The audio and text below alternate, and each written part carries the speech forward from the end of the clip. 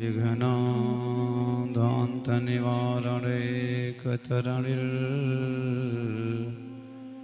विघ्नाट्टवेहं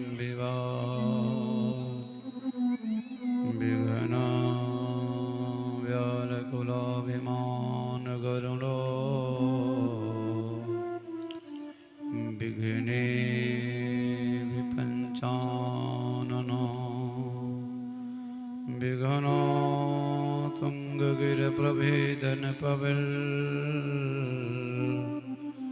विघ्नाम्बुधिर्वाडो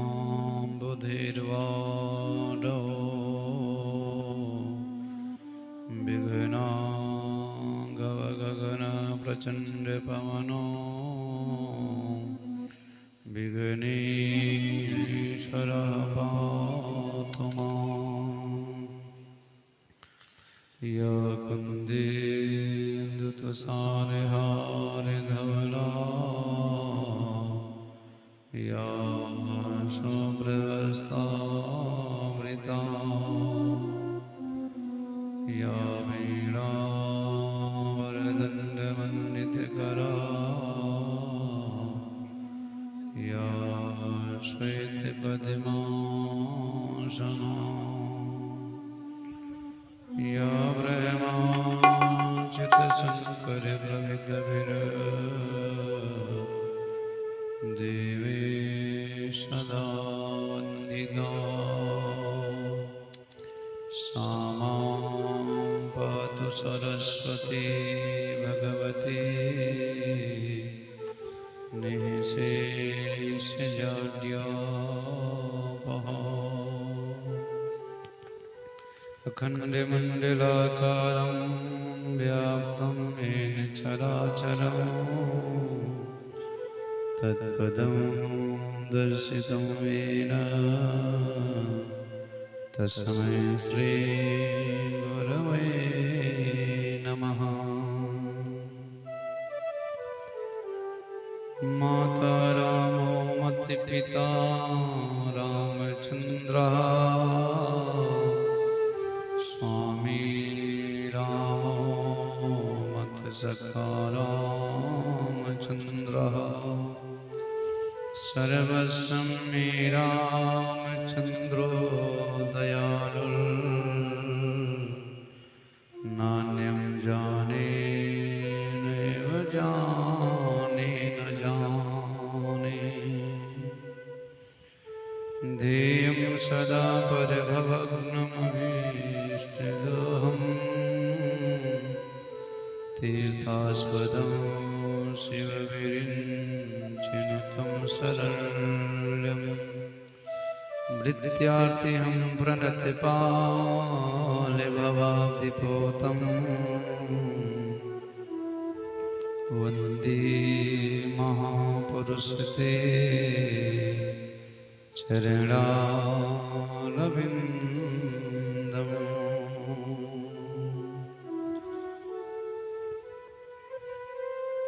त्यक्ता स्वजत्यसिरीक्षितिराजलक्ष्मी धैर्येष्टिवारिरजसा हितपापवृद्धि मायामृगं दैत्येक्षितमनुधावत् वन्दे महापुरुषते चरणारविन्दम्। जय जय श्रीराधारमण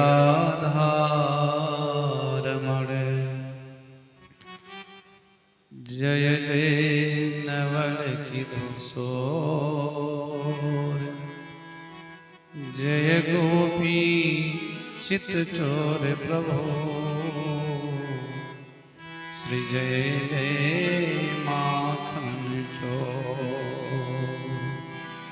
बोलो भागवत भगवान की जय।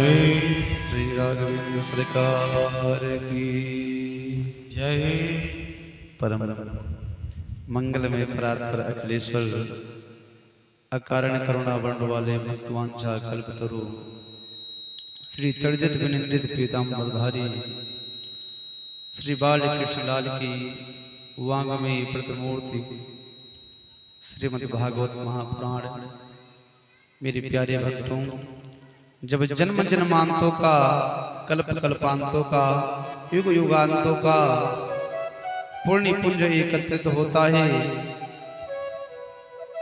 तब गोविंद के मंगलमयी कथा का रसास्वादन करने का शुभ अवसर प्राप्त होता है कि जन्म जन्म के पुण्य जब अरे होते हैं अकसंग, ताहि मलिनता धोई के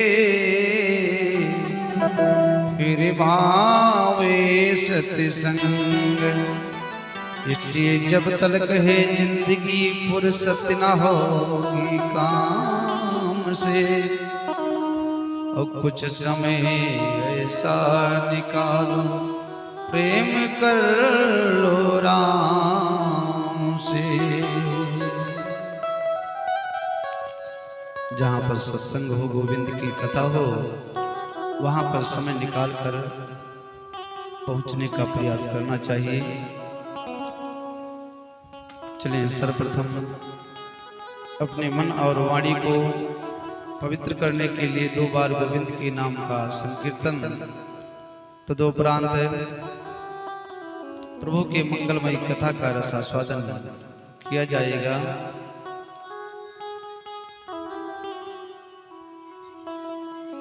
आज मेरे कन्हैया का रुक्मणी महारानी का विवाह भी संपन्न होगा। समस्त सज्जन वृंद, भगवत अनुरागी जन अपने कार्य से निवृत्त होकर अविलंब पहुंचने का प्रयास करेंगे। कि जिस माटी में जन्म लिया, जिस माटी में जन्म मिला, और उस माटी में मिल जाएगा। कर ले प्राणी राम भजन, नहीं अंत समय पछताएगा। कर ले प्राणी राम भजन, नहीं अंत समय पछताएगा। जिस माटी में जन्म मिला, उस माटी में मिल जाएगा। कर ले प्राणी राम भजन, नहीं अंत समय पछताएगा। कर ले प्राणी राम भजन, नहीं अंत समय पछताएगा। कर ले प्राणी राम भजन, नहीं अंत समय पछताएगा।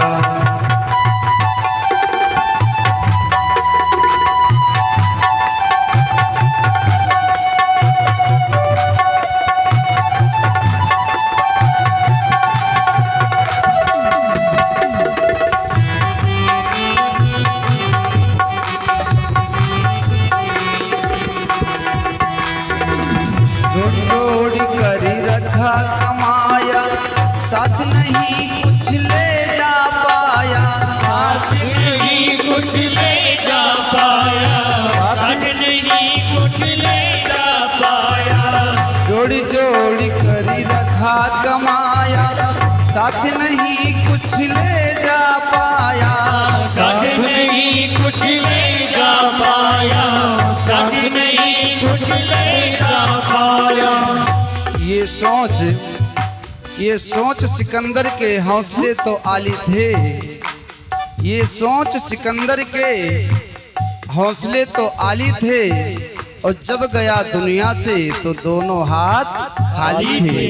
कि जोड़ जोड़ कर रखा कमाया, साथ नहीं कुछ ले जा पाया, साथ नहीं कुछ ले जा पाया, साथ नहीं कुछ ले जा पाया।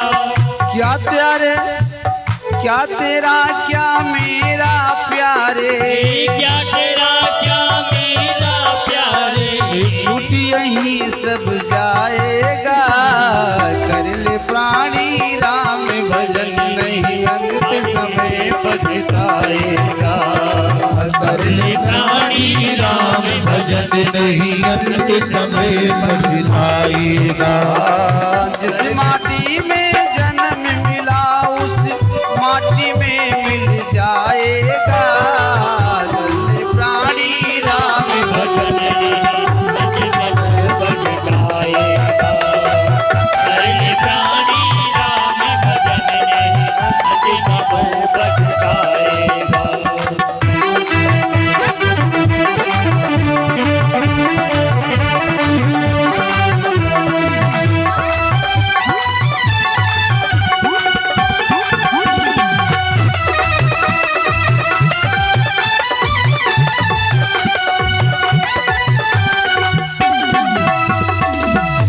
निरंतर मोह में सोया तनियो बनी और बचपन खोया।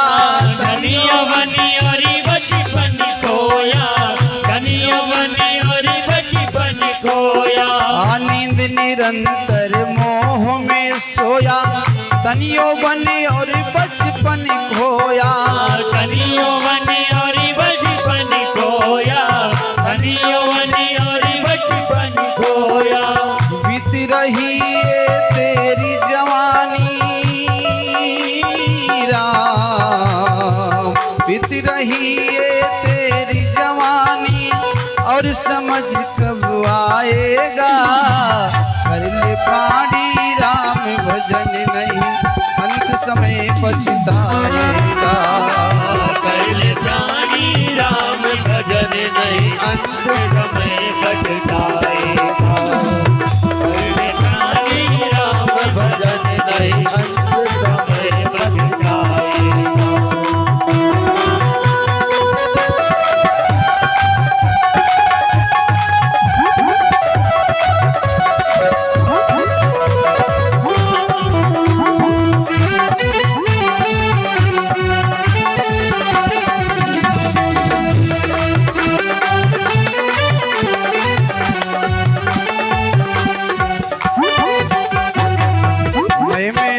और तेरा करता नित्य पाप की गठरी भरता। नित्य पाप की गठरी भरता, नित्य पाप की गठरी भरता। मैं मेरा और तेरा करता नित्य पाप की गठरी भरता। नित्य पाप की गठरी भरता, नित्य पाप की गठरी भरता। जन अंकुश करी राम भजन नहीं राम तजे सुख पाएगा। कर ले प्राणी राम भजन नहीं अंत समय पछताएगा। कर ले प्राणी राम भजन नहीं अंत समय पछताएगा। जिस माटी में जन्म मिला उस माटी में मिल जाएगा। कर ले प्राणी राम भजन नहीं अंत समय पछताएगा। कर ले प्राणी राम भजन नहीं अंत समय पछताएगा।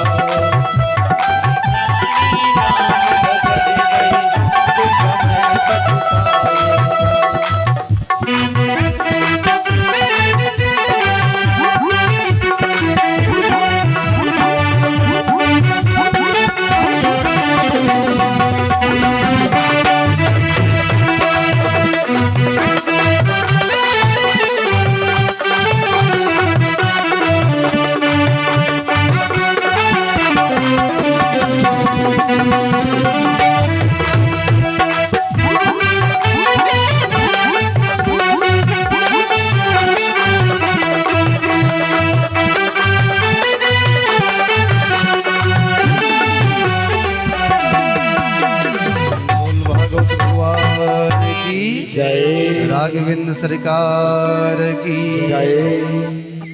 चलिए अपने प्रसंग पर पहुंचे हैं। सुखदेव जी राजा परीक्षित से कहते हैं, राजन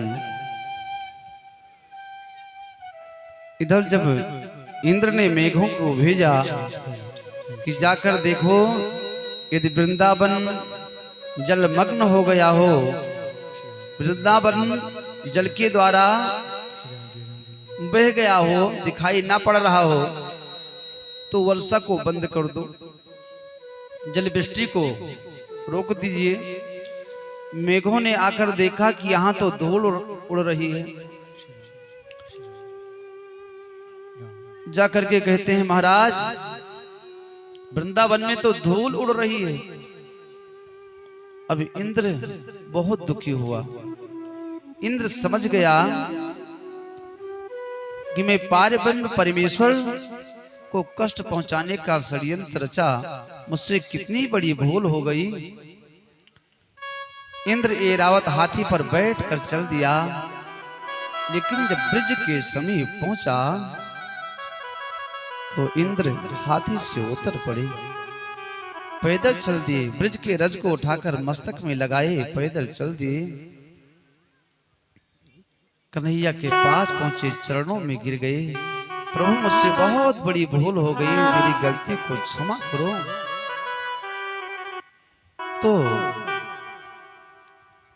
देखो, ब्रह्मा जी ने गलती किया था कि कन्हैया के मित्रों को एवं बछड़ों को चुराकर ब्रह्मलोक लेकर चले गए थे।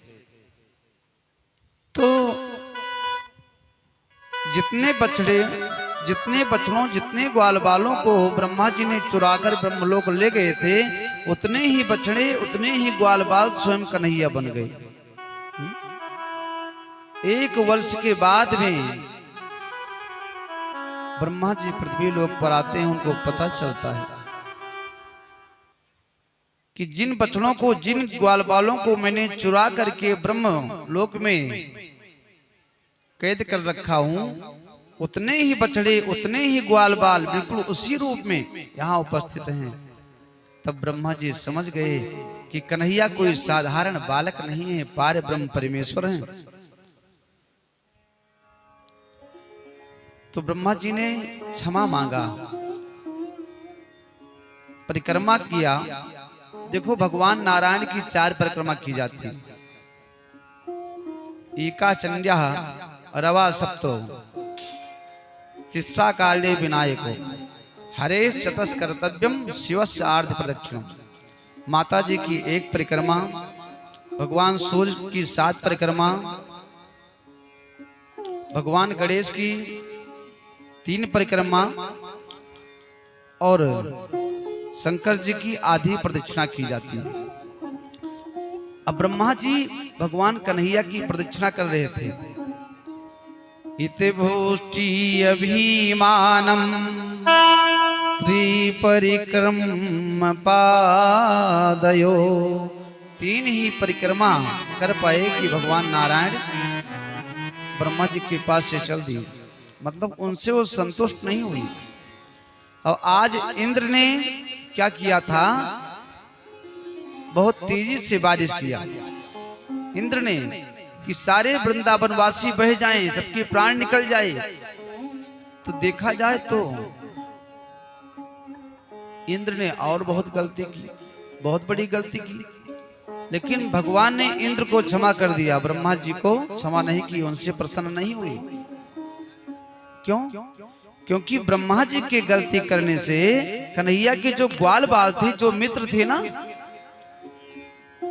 वो कन्हैया से दूर हो गए थे। लेकिन इंद्र के गलती करने से जो कन्हैया के ग्वाल बाल, बछड़े हैं, जितने मित्र थे सब और नजदीक आ गए थे, गिरिराज पर्वत के अंतर्गत। इसलिए प्रभु ने इंद्र को क्षमा कर दिया। अच्छा देखो, 4,32,000 वर्ष आयु होती है कलयुग की। ध्यान से सुनना, 4,32,000 वर्ष आयु होती है कलयुग की, और 8,64,000 वर्ष आयु होती है द्वापर की, 12,96,000 वर्ष आयु होती है त्रेता की, और 17,28,000 वर्ष आयु होती है सतयुग की।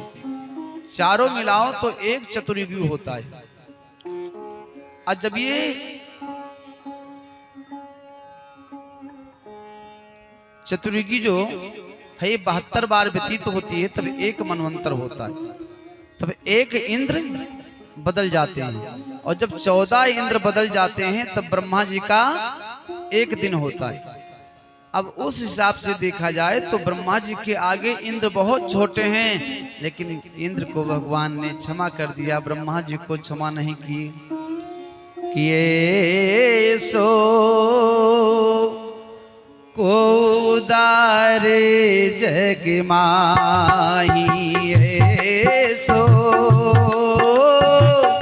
को उदारे जग माही ऐसो उदार जग माही सो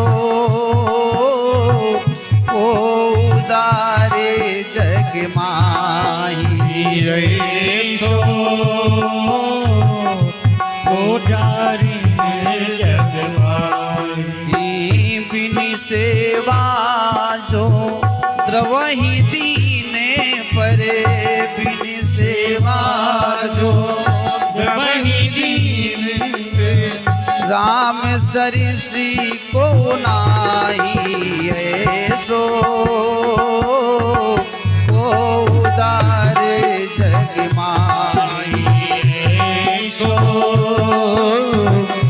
उदार जग माही जो गति देत गिद्ध सबरी को जो गति देत गिद्ध सबरी को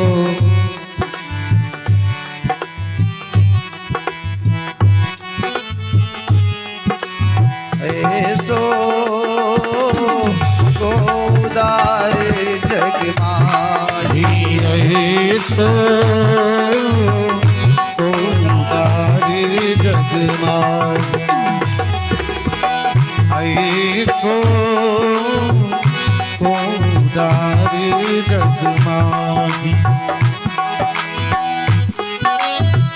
हमारे गोविंद जैसा उदार तो कोई हो ही नहीं सकता। अब देखो ब्रह्मा जी को क्षमा नहीं किए, इंद्र को क्षमा कर दिए। इंद्र आकर कहते हैं प्रभु अब मेरे इंद्रासन पर किसी और को बिठा दो, मुझे गद्दी पर नहीं बैठना है, इंद्रासन को नहीं संभालना है, मुझे तो इसी ब्रज के रज में रहना है, इसी मिट्टी को मस्तक से लगाना है, आपकी सेवा करनी है। तो गोविंद कहते हैं सुनो, कलयुग की यही विशेषता है क्या कि जो फल आपको वृंदावन में रह करके हमारी सेवा करके प्राप्त होगा, वही फल यदि आप इंद्र के इंद्रासन पर बैठ करके वहीं से मेरा चिंतन करोगे तो वो फल आपको प्राप्त हो जाएगा। कैसे प्राप्त हो जाएगा? तो गोस्वामी जी कहते हैं यह कलयुग का परम प्रताप, यह कलयुग का परम प्रताप, मानस पुण्य होई नहीं पापा, मानस पुण्य होई नहीं पापा, यह कलयुग का, यह कलयुग का परम प्रताप, मानस पुण्य होई नहीं पापा, मानस पुण्य होई नहीं पापा। ये कलयुग की सबसे बड़ी अच्छाई है। मन से आप पुण्य करोगे, अच्छा कर्म करोगे तो आपको फल मिलेगा, पुण्य मिलेगा, लेकिन मन से बुरा कर्म करोगे तो उसका दोष नहीं लगेगा। आप अपने इंद्रासन से मेरी चिंता करना, आपका कल्याण हो जाएगा। अब इंद्र देवता कन्हैया को प्रणाम करके चले जाते हैं। राजा परीक्षित कहते हैं सुखदेव जी से, महाराज तो ये यहाँ पर धूल क्यों उड़ रहा था? इतना मूसलाधार बारिश हुई फिर भी धूल उड़ने का क्या कारण है? इनके पास को लगा दो। अरे इनको हमने लगी चाहिए, देख रहे तो सुखदेव जी कहते हैं शेषनाग जी उस गिरिराज पर्वत के चारों तरफ से बांध बांध रखे थे। पानी भीतर नहीं गया और चक्र सुदर्शन गिरिराज के ऊपर जल को सोख रहा था। और एक दिशा में अगस्त जी अंजूरा बांध कर बैठे हुए थे, जल पी रहे थे। अब ये क्यों पी रहे थे? रामावतार में जब राम जी जो है लंका से सीता माँ को लेकर आए तो सीता मैया कहने लगी, सुनो, किसी ज्यादा खाने वाले ब्राह्मण को बुलाओ। आप ब्राह्मण को बुलाते हो ना तो थोड़ा खाता है, और मैं इतने दिन के बाद घर पर आई हूं तो कम से कम ब्राह्मण भोजन तो करा दूं। राम जी ने कहा ठीक है। अगस्त जी को बुला दिया। अगस्त जी आकर बैठ गए। अब देखो, सीता मैया को अभिमान हो गया था कि जो ब्राह्मण बुलाते हैं मैं बनाती हूँ, 2 फुलका खाकर चला जाता है, कम से कम कोई अच्छा ब्राह्मण आ जाए खाने वाला। अब एक थाली में सुंदर भोजन सजाकर अगस्त जी के सामने जाती हैं और पीढ़े पर रख देती हैं। बाबा, भोजन करना प्रारंभ करो। अगस्त जी ने कहा, अरे देवी, ये 4 पूड़ी लेकर आई हो, इसको कान में डाल लूं या नाक से इसको सूंघ जाऊं, क्या करूं? मैया कहती है, अरे खाओ तो सही, मैं बना रही हूं। अब अगस्त जी खाने लगे। सीता मैया बना रही हैं। गणेश जी आकर परोसने लगे। रिद्धि सिद्धि भी आ गई, लेकिन अगस्त जी के पास भोजन जाता है और जैसे रसोई घर में पहुंचते हैं इतने में अगस्त जी कहते हैं, भैया भोजन खत्म। भोजन करते करते 15 दिन व्यतीत हो गए, रसोई घर में राशन खत्म। अब सीता मैया घबराई, दौड़कर अगस्त जी के पास आई और बाबा से अर्जी लगाई, बाबा, अरे आधा भोजन हो जाए तो पानी पिया जाता है, थोड़ा जल पी लो ना। अगस्त जी ने कहा, देवी, अरे कम से कम आधा होने तो दो। सीता जी ने सोचा, अरे राम राम, जब इनका अभी 15 दिन में आधा भोजन नहीं हुआ तब इनका पेट में कैसे भर पाऊंगी। पहुंची राम जी के पास। सुनो, क्या हुआ? अरे कौन से बाबा बैरागी को बुलाकर बिठा दिए हो? वो भोजन कर रहा है, आज 15 दिन हो गए, बंद करने का नाम ही नहीं ले रहा है। राम जी ने एक तुलसा दल दिया, जाकर खिला दो। जैसे सीता मैया ने तुलसा दल को प्रदान किया, अगस्त जी कहते हैं, मैया मेरा पेट भर गया, लाओ मुझे जल पिला दो। सीता मैया ने हाथ जोड़ लिया, बाबा भोजन तो मैंने आपको करा दिया, लेकिन ये जो जल है ना, ये मेरे रघुराई आपको पिलाएंगे। अगस्त जी ने कहा, प्रभु लाइए जल पिलाइए। राम जी ने कहा, सुनो, आपको त्रेता में मैंने भोजन करा दिया, अब जल आपको पिलाऊंगा द्वापर में। जब मैं इंद्र की पूजा बंद कराऊंगा और इंद्र कुपित होकर के ऊपर से वर्षा करेगा तो उस समय आपको जल पीने का शुभ अवसर प्राप्त होगा। सो ही अगस्त जी जल पी रहे हैं। अच्छा, एक बार और सीता मैया ने देवताओं का निमंत्रण लिया, उसी में भूल से किसी ने हनुमान जी का भी निमंत्रण पहुंचा दिया। अब हनुमान जी भी उसी टीम में पहुंच गए भोजन करने सीता मैया के पास। और सीता मैया ने अपने हाथों से बड़ा सुंदर व्यंजन बनाया था। आहा, क्या बात है कि सीता मैया ने करी है जेवनार, सीता मैया ने करी है जेवनार। पवन सुत हरे हरे पवन सुत न्योत दियो, सीता मैया ने करी है जेवनार। पवन सुत हरे हरे पवन सुत न्योत दियो, सीता मैया ने करी है जेवनार। पवन सुत हरे हरे पवन सुत न्योत दिए, सीता मैया ने करी है पवन सुत हरे हरे पवन सुत न्योत दियो।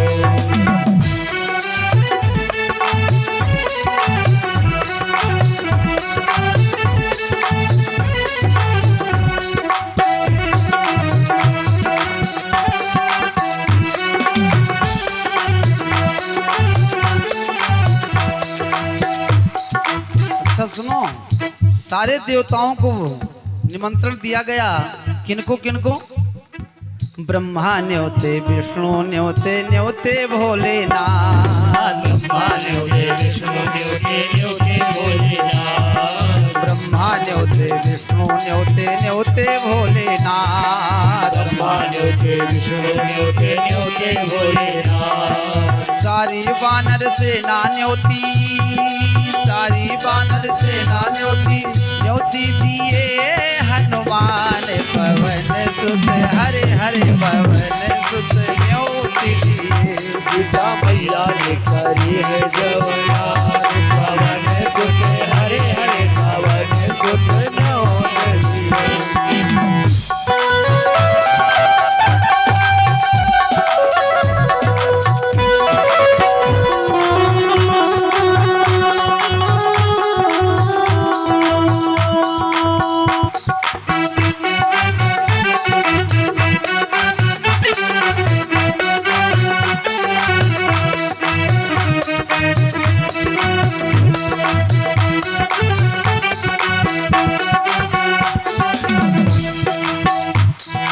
ब्रह्मा आए, विष्णु आए, आए भोलेनाथ। ब्रह्मा आए विष्णु आए, आए भोलेनाथ। ब्रह्मा आए, विष्णु आए, आए भोलेनाथ। ब्रह्मा आए, विष्णु आए, आए भोलेनाथ। सारी वानर सेना आई, सारी वानर सेना आई, आई गए हनुमान पवन सुत, हरे हरे पवन सुत न्योत दिए। सीता मैया ने करी है जवनार, पवन सुत हरे हरे पवन सुत न्योत दिए। ओ राधा रानी सरकार की।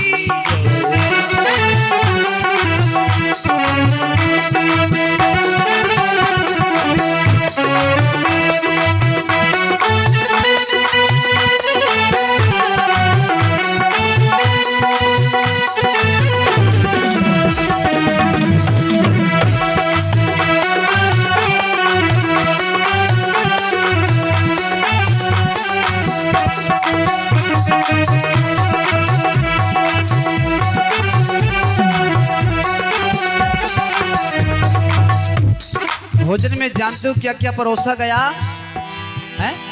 आप भी गए थे वहां क्या? पूड़ी परसी, कचौड़ी परसी, लड्डू परसी चार। पूड़ी परसी, कचौड़ी परसी, लड्डू परसी चार। पूड़ी परसी, कचौड़ी परसी, लड्डू परसी चार। पूड़ी परसी, लड्डू परसी चार। साग रायता सब ही परसी, साग रायता सब सब ही परसी। रबड़ी रही लच्छेदार पवन सुत, हरे हरे पवन सुत न्योत दिए। सीता मैया ने करी है जवनार, पवन सुत हरे हरे पवन सुत न्योत दिए। सीता मैया ने करी है जवनार।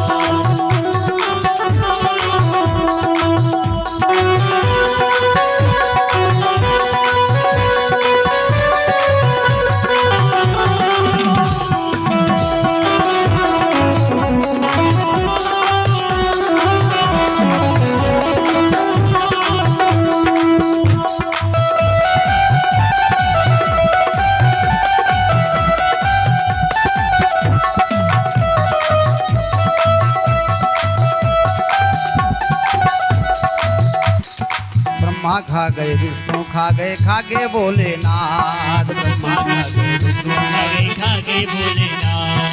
ब्रह्मा खा गए, विष्णु खा गए, खा गए भोलेनाथ। ब्रह्मा खा गए, विष्णु खा गए, खा गए भोलेनाथ। सारी बानर सेना खा गई, सारी बानर सेना खा गई। हनुमत को आई नाटकार पवन सुत, हरे हरे पवन सुत न्योत दिए। सीता मैया ने करी है जवनार, पवन सुत हरे हरे पवन सुत न्योत दिए। सीता मैया ने करी है जवनार।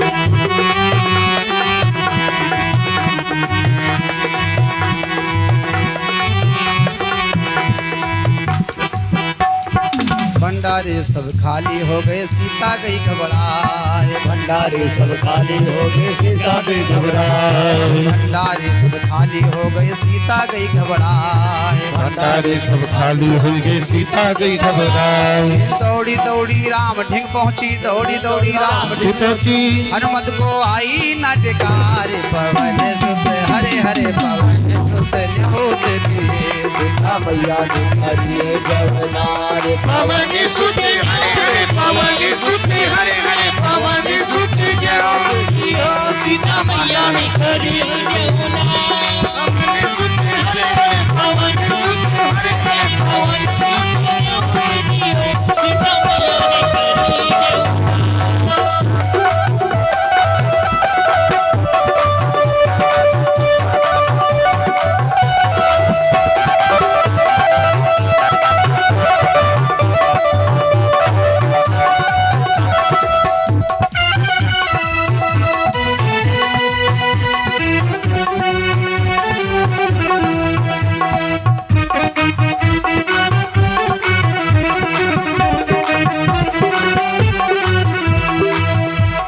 देखो सीता जी घबरा कर पहुंची राम जी के पास और कहने लगी कि सुनो, भंडारे सब खाली हो गए, अब क्या करना चाहिए।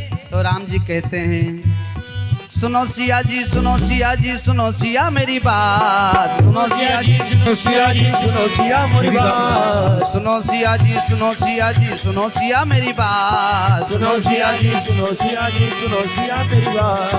तुलसा दल थाली में डालो, तुलसा दल थाली में डालो, हनुमत को आएगी ढकार। पवन सुत हरे हरे, पवन सुत न्योत दिए, सीता मैया ने करिए जवनार। हरे हरे पवन सुत न्योत दिए, सीता मैया ने करिए जवनार।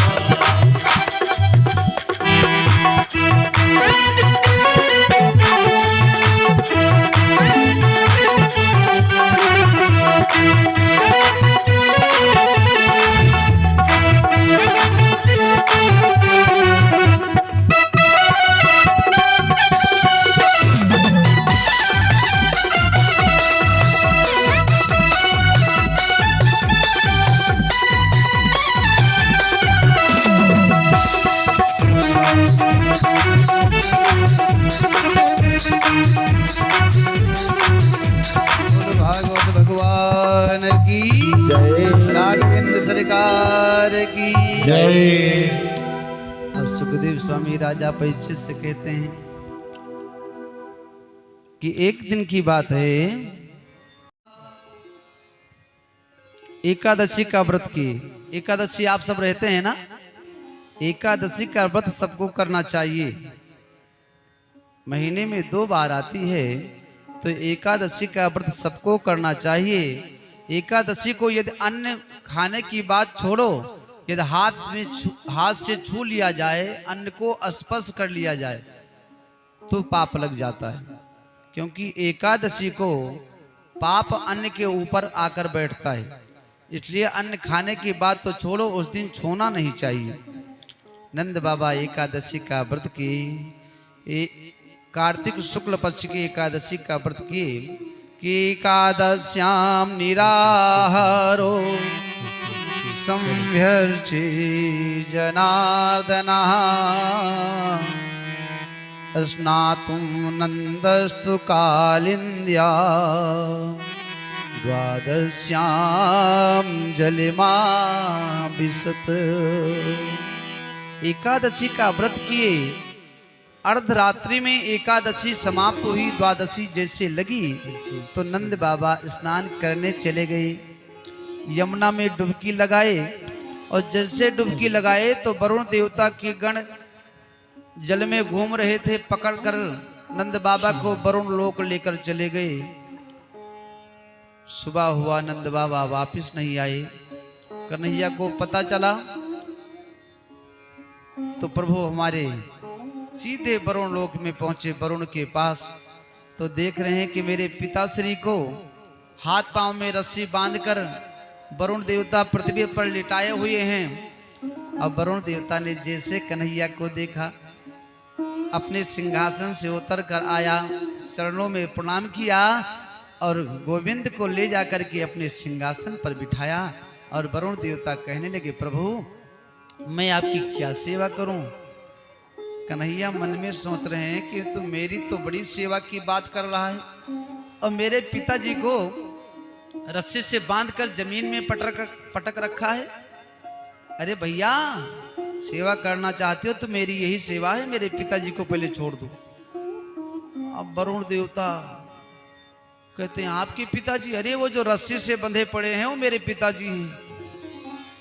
अब वरुण देवता बहुत भयभीत तो हो गए, दौड़ते हुए पहुंचे, रस्सी को खोले और कहते हैं, प्रभु मेरी गलती को क्षमा करो, मेरे जो गण थे ये पहचान नहीं सके और गलती से आपके पिताजी को लेकर आ गए, उसके लिए आप क्षमा कीजिए।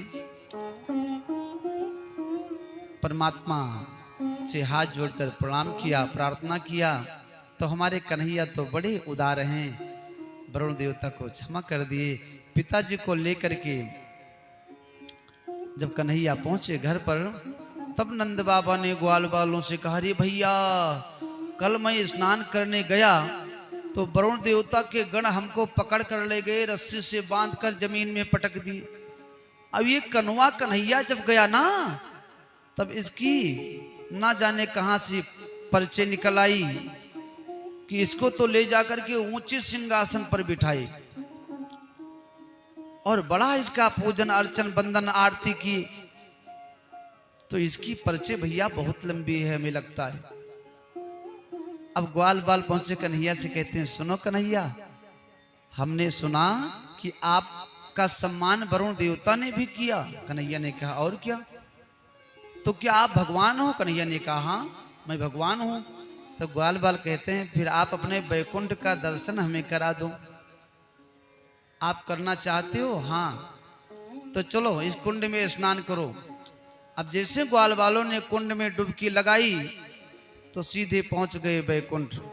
बोल बाल कृष्ण लाल की जय। अब वहां जाकर देखते हैं कि चार हाथ वाले अनेकों लोग हैं। अब जैसे आगे बढ़े कि ये तो मेरे कन्हैया का क्षेत्र है, वो तो बैकुंठ के स्वामी हैं।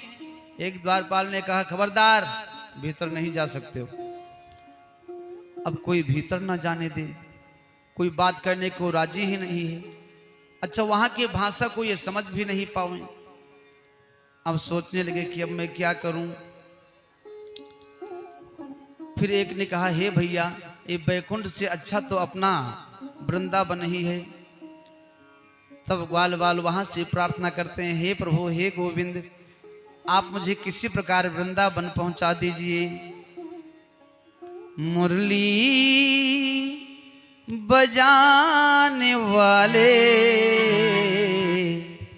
गिरवर उठाने वाले, मुरली बजाने वाले गिरवर उठाने वाले, मैं दास हूँ तुम्हारा, मैं दास हूँ तुम्हारा। मुरली बजाने वाले, गिरवर उठाने वाले, मैं दास हूँ तुम्हारा, मैं दास हूँ तुम्हारा। मुरली बजाने वाले गिरवर उठाने वाले, मैं दास हूँ तुम्हारा, मैं दास हूँ तुम्हारा, मैं दास हूँ तुम्हारा, मैं दास हूँ तुम्हारा।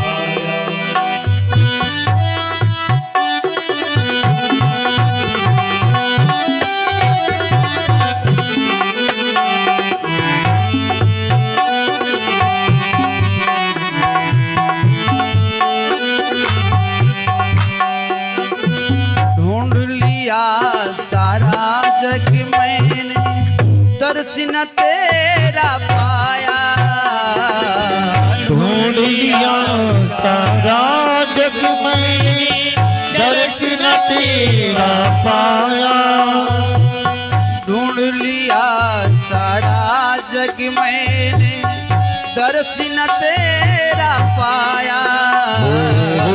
ढूंढ लिया सारा जग मैंने दर्शन तेरा पाया। जब मन को एकाग्र किया तब तू दिल बीच समाया। जब मन को एकाग्र किया तब तू दिल बीच समाया।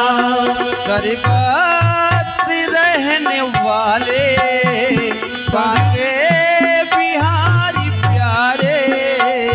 सर्वत्र रहने वाले बाके बिहारी प्यारे। मैं दास हूँ तुम्हारा, मैं दास हूँ तुम्हारा, मैं दास हूँ तुम्हारा। सर्वत्र रहने वाले बाके बिहारी प्यारे। मैं दास हूँ तुम्हारा, मैं दास हूँ तुम्हारा।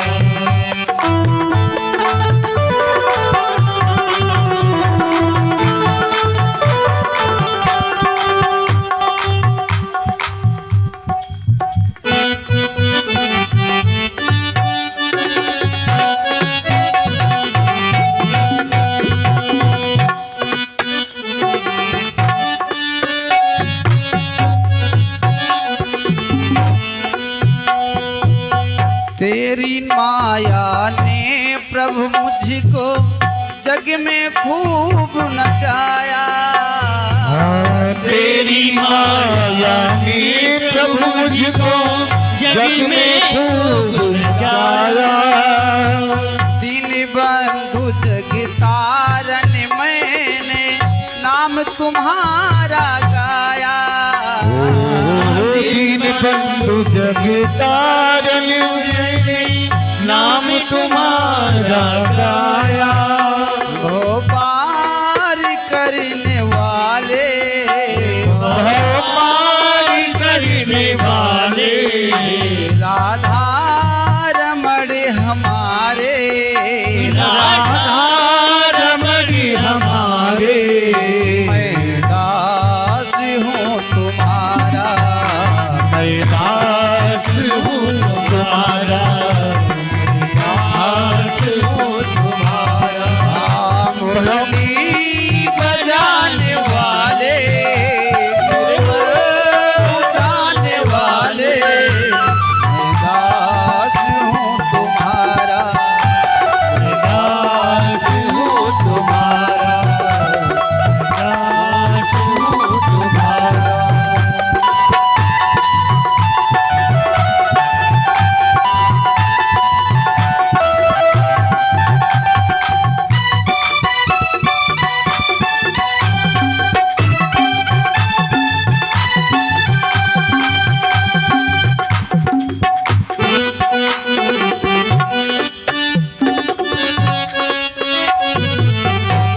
बोल बाकी हरिलाल की जय। अरे थोड़ा जोर लगा के बोलो हैं? आज तो एकादशी नहीं है। बोलो भागवत भगवान की। जय। अब जब ग्वाल बाल कन्हैया से कहने लगे प्रभु मुझे यहाँ से लेकर चलो, मुझे वैकुंठ अच्छा नहीं लगता है। मैं तो आपके माया के चक्कर में पड़ गया, आप मुझे यहाँ से वृंदावन पहुंचाओ। प्रभु ने कहा आप अपने अपने नेत्र को वहीं से बंद करो। और नेत्र बंद कर जैसे खोले तो पता चला वृंदावन पहुंच गए। इन्हीं स्वप्नवत कन्हैया ने ग्वाल बालों को वैकुंठ का दर्शन कराया। आज हमारे कन्हैया ने, सुखदेव जी कहते हैं, ऐसी बंसी कन्हैया ने बजाई कि गोपियां जो कार्य कर रही थी ना, अपने अपने काम को छोड़ करके सब भगी। गोपी कौन है? गोभी इंद्र रसम पिबत इत गोपी। गो माने इंद्री, पी माने पीना। जो अपने प्रत्येक इंद्री से, प्रत्येक इंद्रियों से कृष्ण के रस का पान करे उसे कहते हैं गोपी। अब जैसे कन्हैया ने बंसी बजाई, निसम गीतम तदनंगवर्धनम ब्रजस्त्रया कृष्ण गृहीत मानसः आजगवुरन्योन्मलक्षितो दमः सयत्रिकान्तो जवलोलकुंडला। जैसे कन्हैया ने बंसी को बजाई, उस बंसी की ध्वनि को केवल गोपियों ने सुना। एक गोपी अपने बालक को दुग्ध पिला रही थी। जैसे बंसी को धुन को सुना ना, बंसी की धुन को जैसे सुना, बालक को जमीन में उतारा, वहां से दौड़ी एक गाय के दूध को निकाल रही थी। बंसी की धुन को सुना तो दूध के बाल्टी को पटक कर वहां से भगी। एक अपने पति देवता को भोजन परोस रही थी।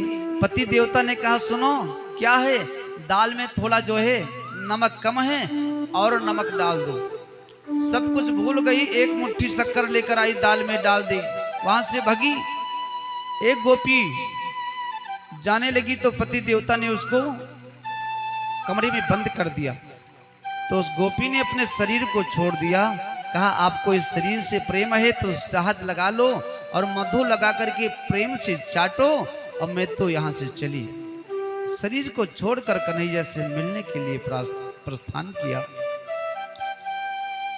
कन्हैया ने जैसे गोपियों को देखा कि स्वागतम त्वय महाभागा,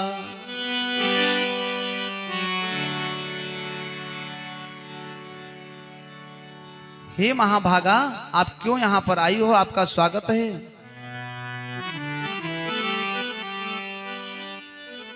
गोपियों ने कहा आप तो पहले बंसी बजाए हो, बुलाए हो, फिर कहते हो क्यों आई हो। स्वागतम ते महाभागा, आपका स्वागत है हे देवियों। भ्रूतागमन कारणम, आप यहाँ पर किस लिए घूमने आई हो। इस शरद पूर्णिमा की रात्रि है कि चंद्रमा का दर्शन करने आई हो, और चंद्रमा का दर्शन करने आप आई हो तो दर्शन कर लो, और करने के बाद फटाफट आप अपने घर पर जाओ। क्यों? क्योंकि पतिव्रता जो नारी होती है ना, उनके लिए पति की सेवा सर्वोपरि होती है। हाँ, आप वापस चली जाओ। सारी गोपियां अपने पांव के अंगूठों से पृथ्वी को जो है खोद रही हैं, खरोच रही हैं, लेकिन कुछ उत्तर नहीं देती है। कन्हैया कहते हैं सुनो, पति की सेवा करो, यही आपके लिए सबसे बड़ी सेवा है। पतिव्रता नारी की कथा मैं आपको सुनाऊं। कन्हैया कहते हैं एक पतिव्रता नारी थी, वो अपने पति की सेवा हमेशा करती थी। पति के बिना आज्ञा के वो घर से कहीं डोल नहीं सकती थी। एक दिन क्या हुआ, वो बैठी हुई थी, उसके पति देवता उसके जंघे पर अपने सिर को रख करके सो गए। उसके घर एक छोटा सा बालक था, और द्वार पर माता काली की एक बहुत बड़ी मंदिर बनी हुई थी, और उसके सामने बड़ा सा हवन कुंड था। किसी ने हवन किया था तो अग्नि देवता प्रसन्न थे। अब वो छोटा सा बालक धीरे धीरे घुटमुन घुटमुन चलते हुए हवन कुंड के पास पहुंचा, हवन कुंड में गिर गया। अब देखो, पतिव्रता नारी का पुत्र हवन कुंड में गिर गया, वो देख भी रही है, लेकिन पति देवता सो रहे हैं, तो उनके नींद में किसी प्रकार का व्यवधान ना आए, इसलिए वो उठकर खड़ी नहीं हुई। क्योंकि पति देवता का सिर तो जंघे पर था, इसलिए उठ ना सकी। दुखी बहुत हुई। जब पति देवता सोकर उठे तो दौड़ी दौड़ी वो पतिव्रता नारी हवन कुंड के समीप पहुंची तो क्या देखती है कि अग्नि देवता तो प्रचंड हैं लेकिन बालक उसमें खेल रहा है। तो कन्हैया कहते हैं ये पतिव्रता नारी का धर्म है। और पतिव्रता नारी जो होती हैं उनके अंदर किसी देवताओं से कम शक्ति नहीं होती। आप जाकर पति की सेवा करो, उसी से कल्याण हो जाएगा। गोपियों ने कहा सुनो, ये जो कथा आप मुझे सुना रहे हो ना, ऐसी कथा मैं बहुत जानती हूं, मैं भी आपको सुनाऊं? कन्हैया ने कहा सुनाओ। तो गोपी कहती सुनो, एक पतिव्रता नारी थी, पति की सेवा करती थी। एक दिन क्या हुआ, पति देवता को कुछ धन की आवश्यकता पड़ी तो धन कमाने के लिए उनको परदेश जाना पड़ा। तो जब परदेश जाने लगे तो पत्नी ने कहा स्वामी आप चले जाओगे तो मैं किसकी पूजा करूंगी? मैं बिना पति के पूजा के मैं जल भी नहीं पीती हूं। तो पति देवता ने क्या किया, अपने स्वरूप की एक पत्थर की प्रतिमा बनवा दी, पत्थर की मूर्ति, और कहा हे देवी जब तक मैं परदेश से वापस नहीं आता हूं तब तक आप इस मूर्ति रूपी पति की पूजा करती रहना। अब गोपियों ने कन्हैया से कहा, फिर वो मूर्ति रूपी पति की पूजा वो पतिव्रता नारी करने लगी। काफी समय व्यतीत हो गया और जब पति देवता परदेश से आए, द्वार पर खड़े हुए दरवाजा को ठोक रहे हैं और वो पतिव्रता नारी मूर्ति रूपी पति की पूजा कर रही है। तो गोपियां कन्हैया से प्रश्न करती हैं कि हे प्रभु आप ही बताओ कि जब असली पति द्वार पर आ गए तो मूर्त रूपी पति की पूजा जरूरी है या असली पति की? तो कन्हैया ने कहा जब असली पति द्वार पर खड़े हैं तो मूर्त रूपी पति की पूजा करने की जरूरत नहीं है, उनको तो असली पति की पूजा करनी चाहिए। गोपियों ने कहा सरकार मुझे जवाब मिल गया, जब आप मेरे असली पति मेरे सामने खड़े हैं तो मैं नकली पति की पूजा क्यों करूं? सब लोगों ने मीरा से कहा कि ये बताओ आपका विवाह अच्छे खानदान में हुआ है, राणा परिवार में, आप ससुराल क्यों नहीं जाती हो? तो मीरा ने कहा कि ऐसे बर को क्यों बरूं जो जन्मे और मर जाए। अरे बरे बरिए श्री राघवेंद को जस चुड़िलाय अमर होई जाए। अरे ऐसे बर को क्यों मैं बरूं जो मुझे बार बार वैधव्य होना पड़े, विधवा होना पड़े। मेरे तो गोविंद मेरे पति हैं, मेरे प्रीतम हैं, मेरे तो गिरधर गोपाल दूसरो ना कोई। अच्छा मीरा देखो बचपन से ही कन्हैया से प्रेम करती थी। मीरा के बाबा का नाम था दादू। एक बार दादू की तबीयत खराब हो गई तो दादू ने अपनी पौत्री मीरा से कहा बेटी आप ऐसा करो कि आज जाकर कन्हैया का भोग लगा दो। उसने कटोरे में दूध लिया, चीनी डाला, उसका घोल मिलाया और बांके बिहारी के सामने जाकर रख दिया। हे प्रभु आज मैं प्रथम दिन आई हूं, बाबा ने मुझे भेजा है तो आप इस दूध को स्वीकार करो। सुबह से दोपहर हो गया, प्रभु प्रकट नहीं हुए तो मीरा रोने लगी और जब रोने लगी तो हमारे गोविंद प्रकट होकर के उस दुग्ध का पान किए। अब दादू जी की तबीयत थी खराब तो कुछ संत जन दादू जी से मिलने के लिए आए हुए थे। तो जब दादू जी ने मीरा को देखा कहा बेटी आपने सुबह बांके बिहारी का भोग लगाया था? हाँ बाबा बांके बिहारी का भोग लगाया, वो खा लिए थे। तो बेटी आपने हमें प्रसाद नहीं दिया?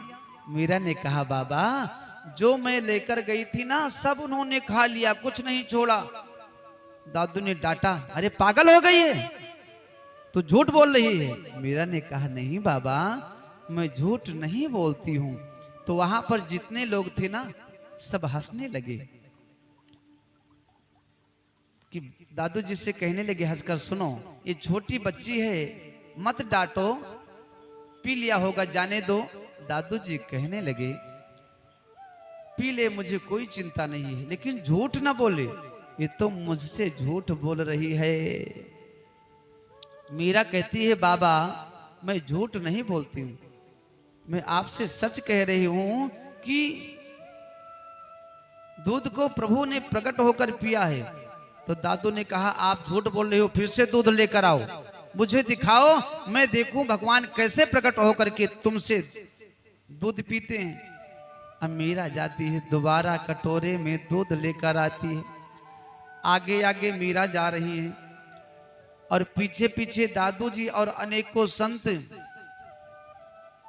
सूर कहा कि सूर बखाने, गोविंद की गति गोविंद जाने। मीरा रोती हुई पहुंची कि ओ गिरधारी गोपाल, ओ गिरधारी गोपाल, दूध कटोरा में भर लाई, संत पिता महापरिजन लाई।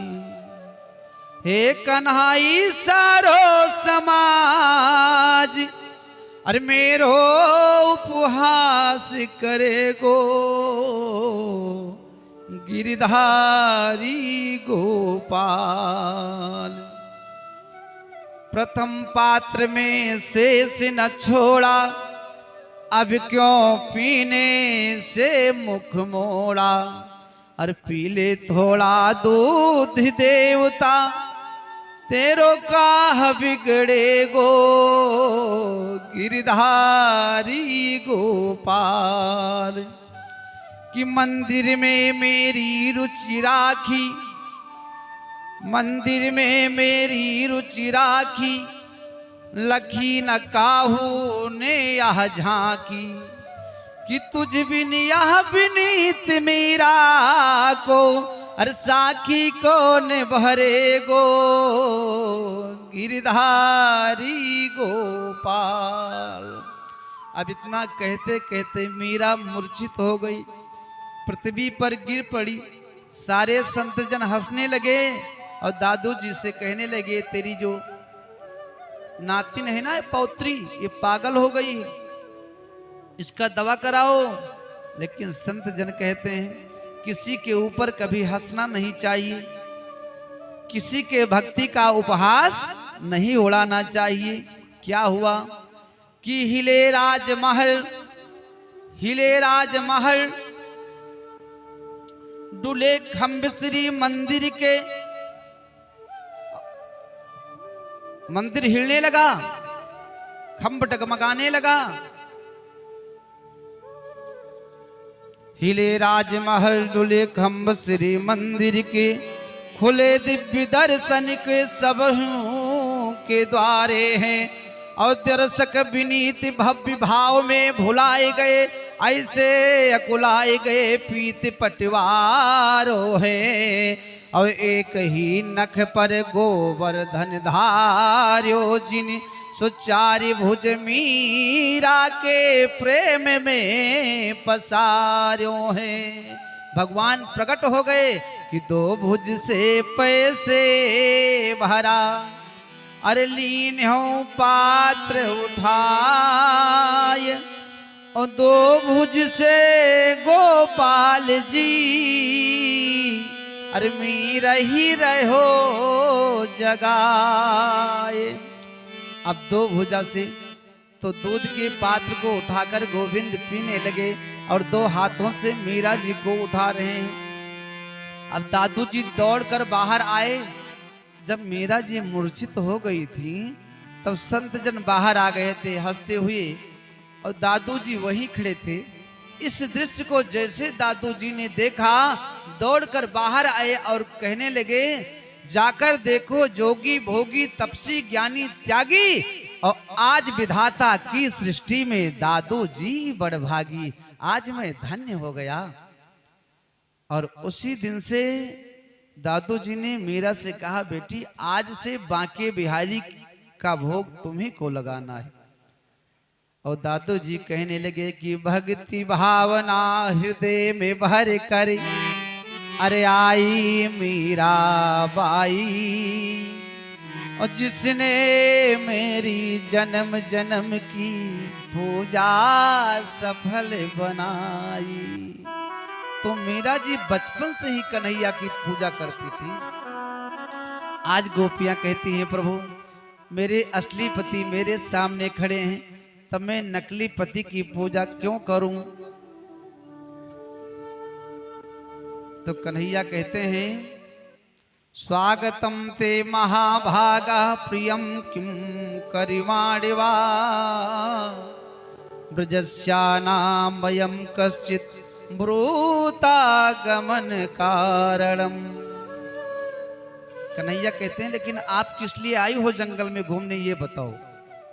तब गोपियां कहती हैं, मैं आपके पास मिलने आई हूं, आपने बंसी बजाकर मुझे बुलाया, मैं इसीलिए आपके पास आई हूं। कन्हैया प्रसन्न हो गए, और जितनी गोपियां थी ना उतने कन्हैया हो गए, एक साथ में नृत्य करने लगे।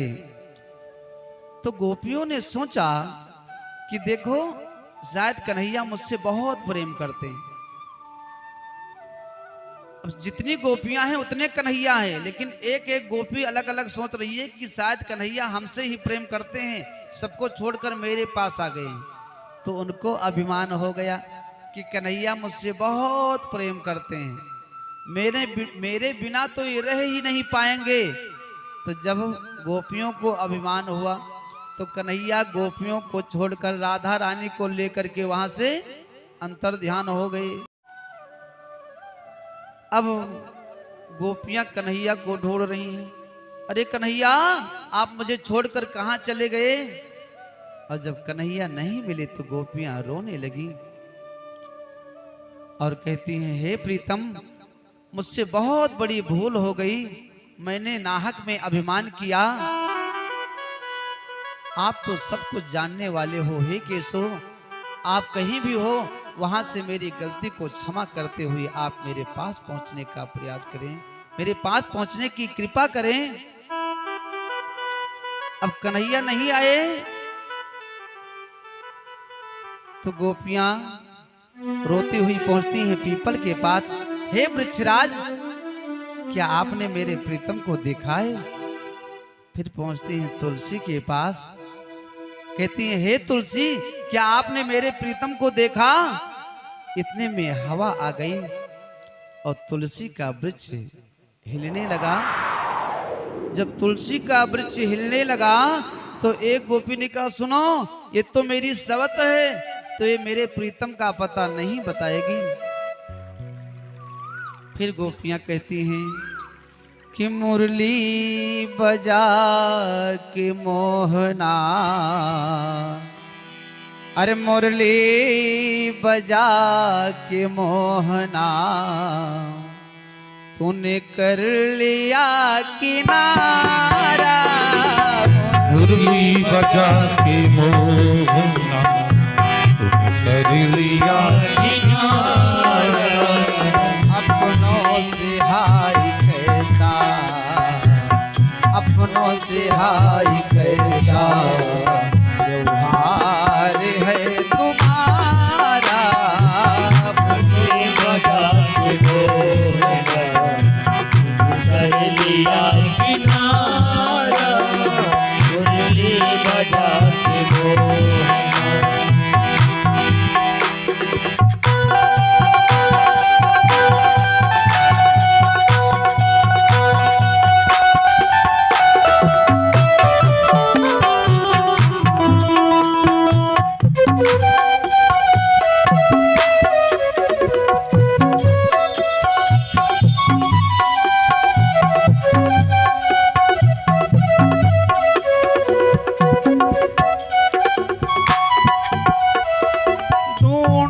गली गली में खोजा डगर डगर में, ढूंढा गली गली में, खोजा डगर डगर में, ढूंढा गली गली में, गली में गली में, ढूंढा गली गली में खोजा डगर डगर में, ढूंढा गली गली में, खोजा डगर डगर में। मन में यही लगन है, मन में यही लगन है, दर्शन मिले दोबारा, मुरली बजा के दो, कलिया किनारा, मुरली बजा के दो,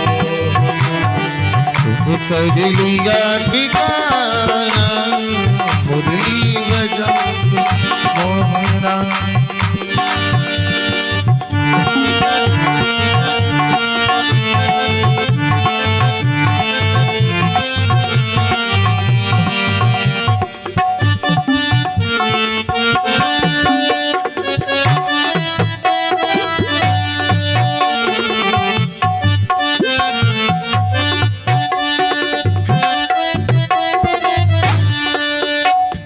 मधुबन तुम ही बताओ मोहन किधर गया है, मधुबन तुम ही बताओ मोहन किधर गया है।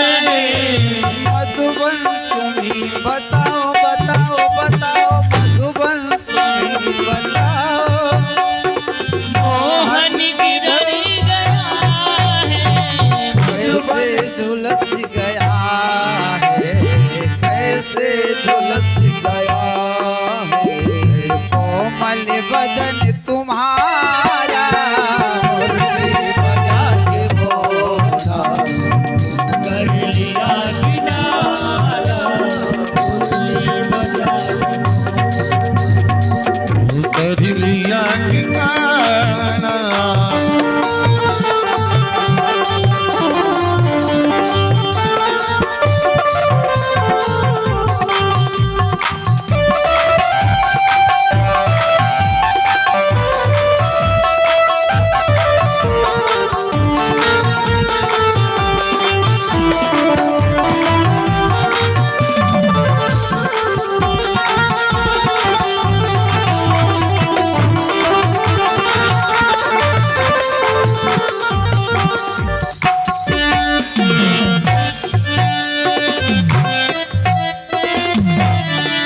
यमुना तुम ही बताओ, अरे छलिया किधर गया है, यमुना तुम्हें बताओ छलिया किधर गया है।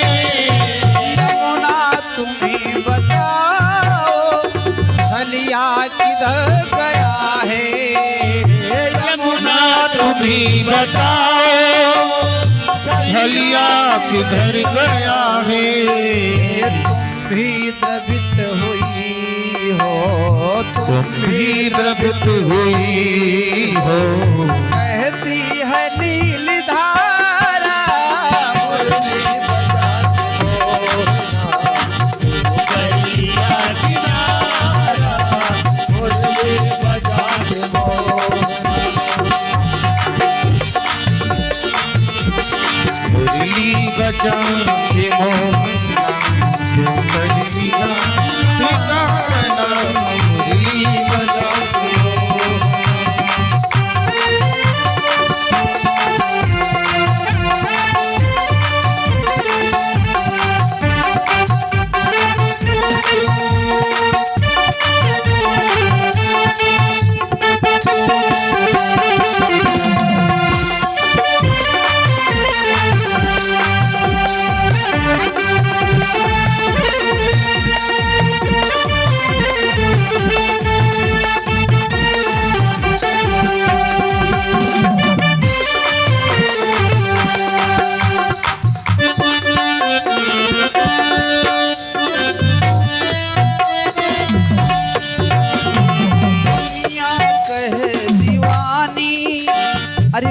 पागल कहे जमाना, दुनिया कहे दीवानी, पागल कहे जमाना। दुनिया कहे दीवानी दीवानी दीवानी, दुनिया कहे दीवानी, अरे पागल कहे जमाना। हाँ दुनिया कहे दीवानी, पागल कहे जमाना। पर तुमको भूल जाना, पर तुमको भूल जाना, हमको नहीं गवारा, को भूल जाना, हमको नहीं गवारा। मुरली बजा के मोहना, तुमने कर दिया किनारा। गली बजा के मोहना, करिया किनारा, तुम कर लिया किनारा। मुरली बजा के मोहना, तुम कर लिया ठिकाना। मुरली बजा के मोहना, तुम कर लिया ठिकाना। अपना बना के मोहना, तुम कर लिया ठिकाना।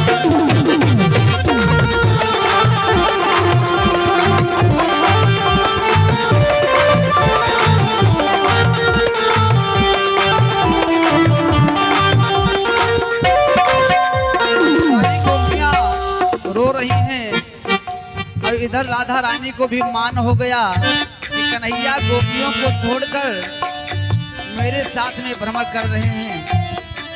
तो राधा रानी कहती है कन्हैया से, प्रभु मेरे पाँव में दर्द हो रहा है, अब चला नहीं जाता है।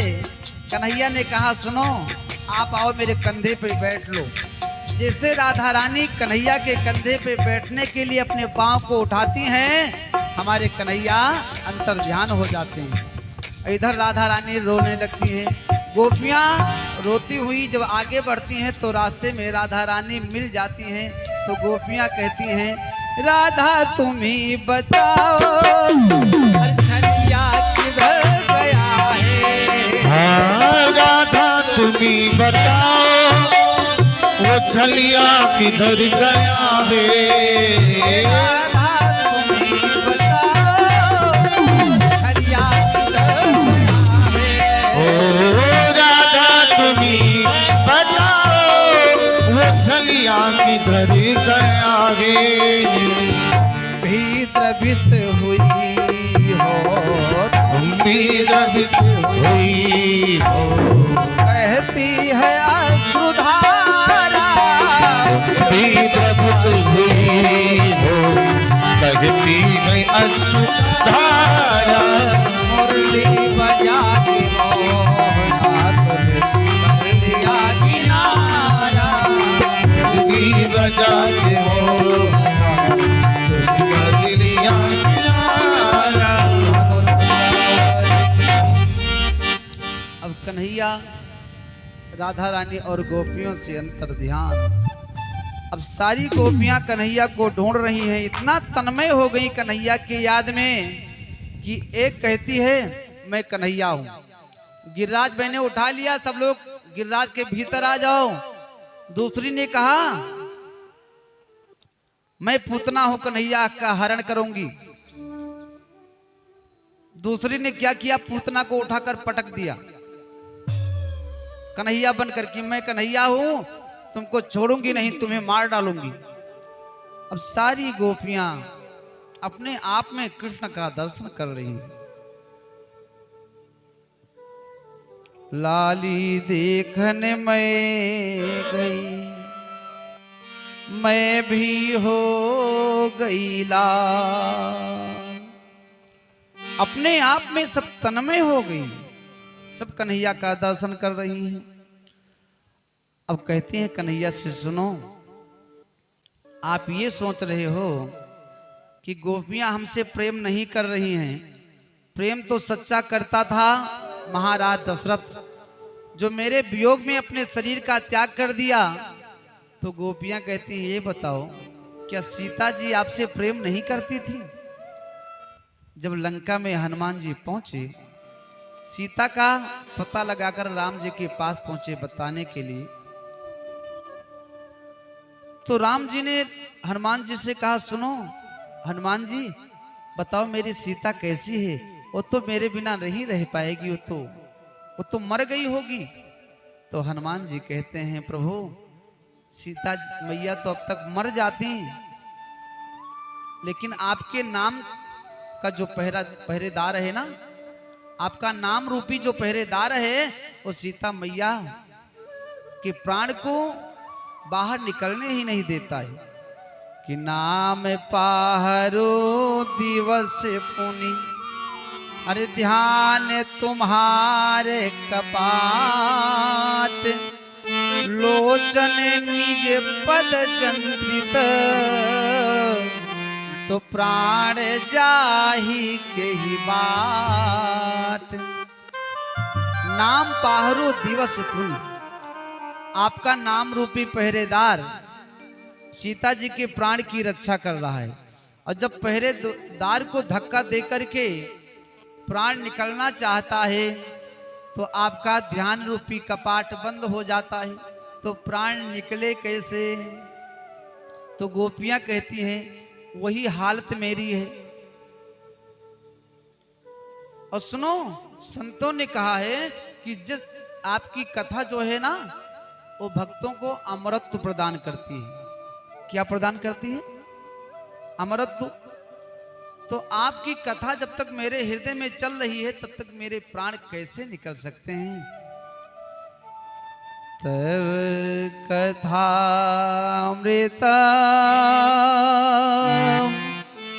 तप्त जीवना, कभी विरीडिता कल्मषापहम्, श्रवण मंगलाम् श्रीमदातताम्, भुवि गुणन्ति ते भूरिदा जना, भुवि गुणन्ति ते भूरिदा जना। आपके नाम का प्रसंग कथा जब तक मेरे हृदय में चलता रहेगा, तो आपका कथा तो संत जन कहते हैं कि वो अमृत प्रदान करता है। तो जब मेरे हृदय में आपकी कथा चल रही है, तो हे केशव मेरे प्राण कैसे निकलेंगे? और फिर गोपियां कहती हैं, हे प्रभु, यदि आप नहीं आओगे तो आपकी याद रूपी योगाग्नि में मैं अपने शरीर को जलाकर भस्म कर दूंगी। जब इस प्रकार कहकर गोपियां रोने लगी, तो हमारे कन्हैया गोपियों और राधा रानी के बीच में प्रकट हो गए। बोलो बाल कृष्ण लाल की जय, राघवेंद्र सरकार की जय। अब जितनी गोपियां उतने कन्हैया और गोपियों के साथ में रास करने लगे। अब देखो, ये जो रास हो रहा है ना, ये परमात्मा और जीव के मध्य में हो रहा है। अब रास हो रहा था, इतने में कामदेव पहुंच गया। अरे कन्हैया, मैं भी इस रास में आपसे आकर के युद्ध करूंगा।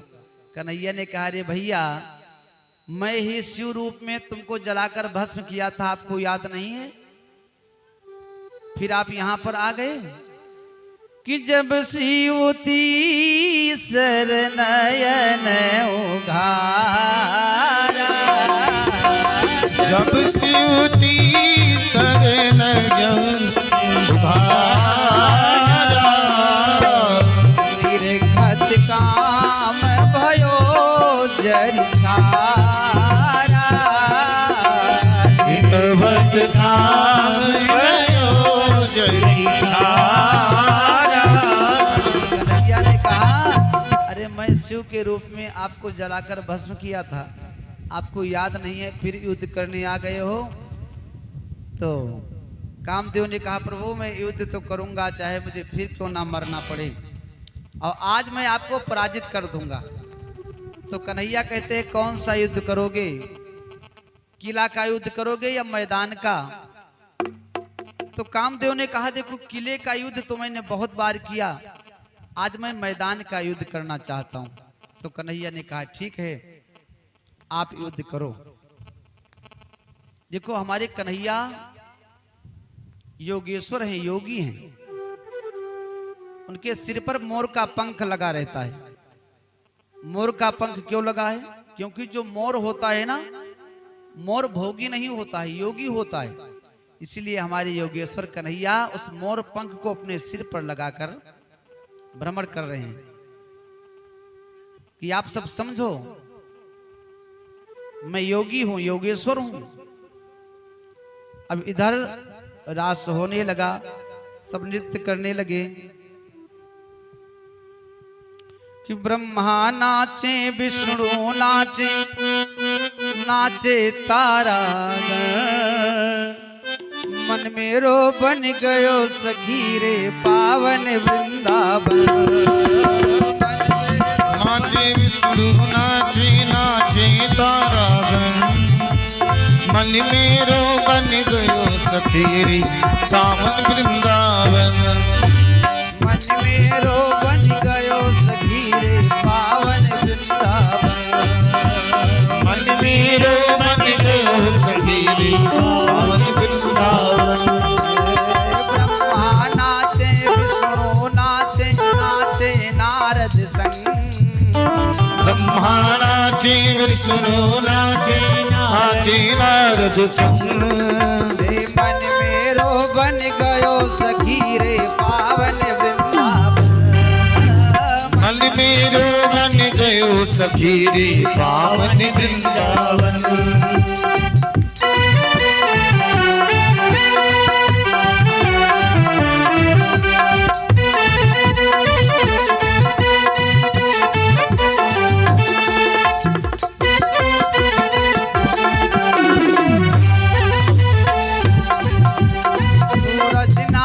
चंदा नाचे, नाचे तारागण।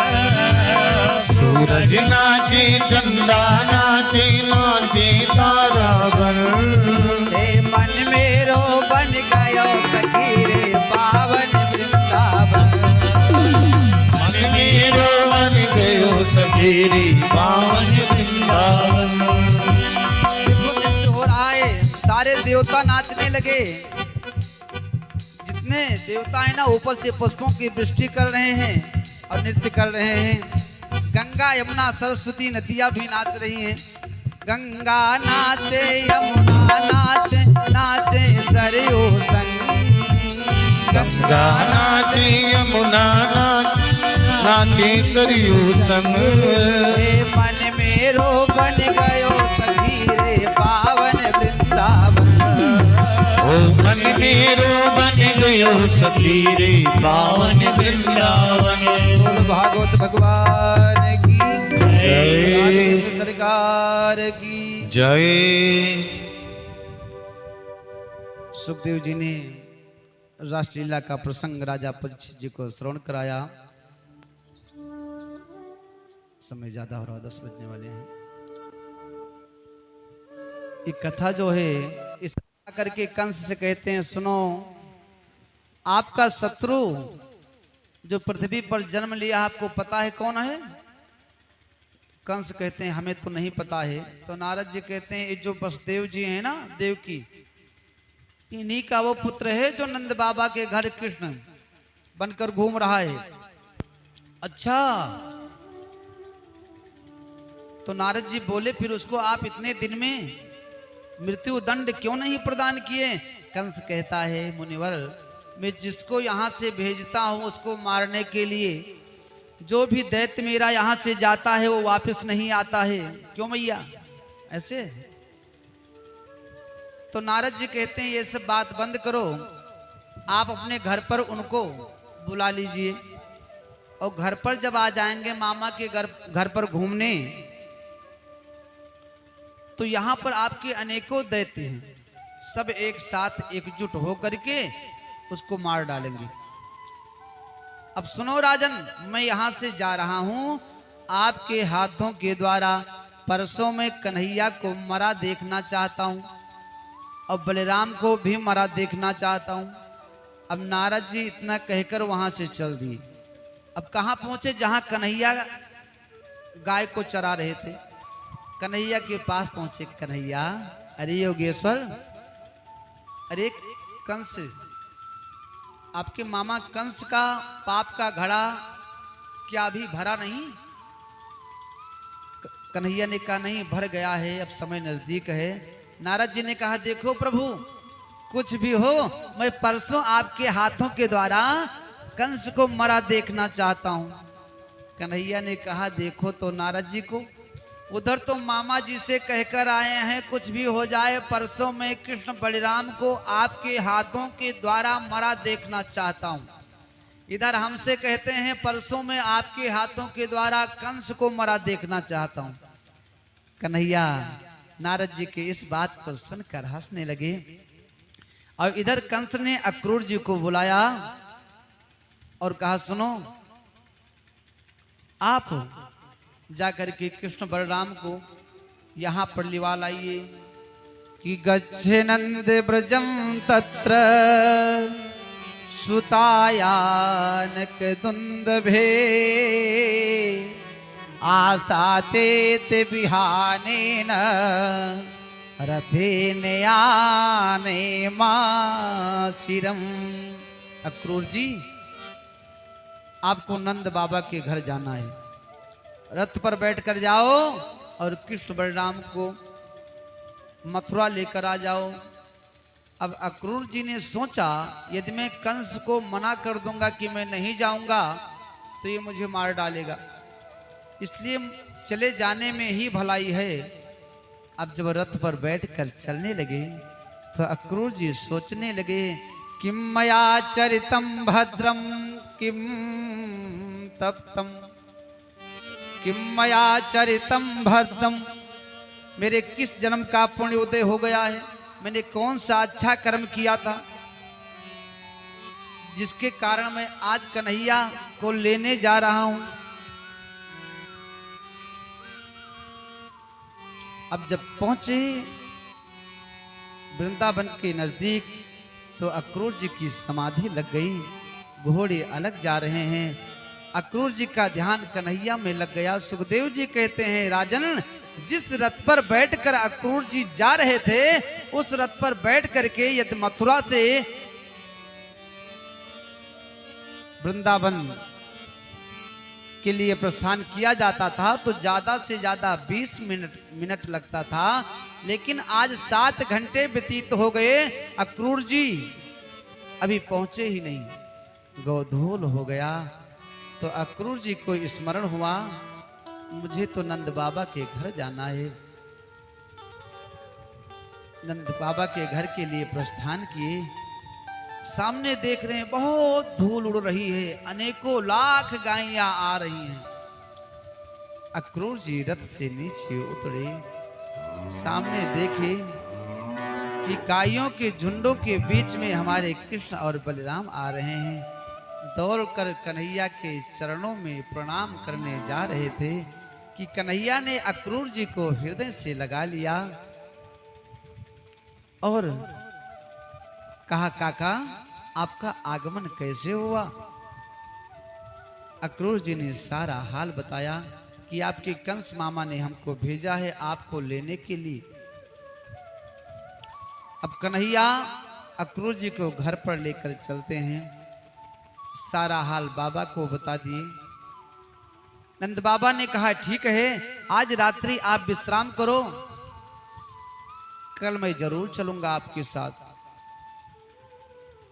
ग्वाल बालों से कहते हैं सुनो, रथ पर मक्खन दही के मटकों को आज ही रख लीजिए, कल यहां से जल्दी निकलना होगा मथुरा के लिए। जब सब लोग भोजन करने बैठे ना, यशोदा मैया भोजन परोस रही थी। किसी के द्वारा उनको पता चला कि ये अक्रूर जी कृष्ण और बलराम को लेने के लिए आए हैं। मैया के हाथ से वो दाल का जो चमचा था ना, वो छूट गया। यशोदा मैया ने नंद बाबा से कहा, देखो कुछ भी हो जाए लेकिन मेरा कन्हैया, मेरा ये कनुआ मेरे आंखों से ओझल नहीं हो सकता है। मैं इसको कहीं नहीं जाने दूंगी। अरे इतना दिन तक मैंने तपस्या किया, तब जाकर के चौथे पन में प्रभु की कृपा हुई, मुझे कन्हैया प्राप्त हुआ, और आज आप इसको मथुरा भेजना चाहते हो। ये कहीं नहीं जाएगा। आपको जिसको ले जाना हो ना आप ले जाओ, लेकिन मेरा कन्हैया कहीं नहीं जाने वाला। नंद बाबा कहने लगे, देवी बच्चे बड़े हो रहे हैं, कब तक आप इनको घर में बिठा कर रखोगी? बाहर निकलेंगे, समाज को देखेंगे तो समाज के विषय में कुछ उनको ज्ञान होगा। यशोदा ने कहा, मुझे कुछ नहीं सुनना है, बस मैं इतना जानती हूं कि मैं अपने कन्हैया को कहीं जाने नहीं दूंगी। भोजन हुआ। अर्धरात्रि के समय कन्हैया जाते हैं माता यशोदा के शयन कक्ष में, तो देखते हैं मैया तो अपने बिस्तर पर हैं ही नहीं। बाहर निकले ढूंढ रहे हैं तो एक खंभे के अभेर में मैया यशोदा बैठी हुई हैं। कन्हैया ने कहा, मैया आप यहाँ क्या कर रही हो? मैया कुछ ना बोली। जब कन्हैया सामने से आकर देखे तो देख रहे हैं कि मैया के दोनों नेत्रों से आंसुओं की धार बह रही है। कन्हैया ने कहा, मैया आप क्यों रो रही हो? मैया मुझे बताओ क्यों रो रही हो? यशोदा ने कहा, लल्ला मुझको तो आज पता चला कि तू मेरा नहीं, तू तो देवकी का लल्ला है, इसीलिए मुझे छोड़कर जा रहा है ना। और सुन कन्हैया मुझे तो लग रहा है मैंने थोड़े से मक्खन के लिए तुमको दौड़ाया, ओखल में बांधा, कितना मैंने तुमको कष्ट दिया। हे कन्हैया, इसी के कारण तो आप मुझे नहीं छोड़ना चाहते हो। अरे कनुआ मैं तेरी मैया हूं, मुझसे कुछ गलती हो गई होगी ना तो मुझे क्षमा कर देना कन्हैया। इधर इतने में गोपियों को पता चला कि अक्रूर जी कृष्ण बलराम को लेने आए हैं। गोपियां, अहो विधाता तव ना को चिंदया, संयोज मैत्र्या प्रणय निदेहिना। हे विधाता, हे प्रभु, यदि कन्हैया को हम लोगों से दूर ही करना था तो इनको यहाँ पर भेजा क्यों? और ये जो अक्रूर है ना, ये क्रूर बनकर आ गया है कन्हैया को लेने के लिए, ये अक्रूर नहीं हो सकता है। सारी गोपियां राधा रानी रो रही हैं। माता यशोदा दौड़ती हैं कन्हैया के पास पहुंचने के लिए, फिर पृथ्वी पर गिर पड़ती हैं कि यशोमती दशा जाई नहीं बरनी, यशोमती दशा जाई नहीं बरनी, उठत सभारी गिरत को निधरनी, उठत सभारी गिरत को निधरनी।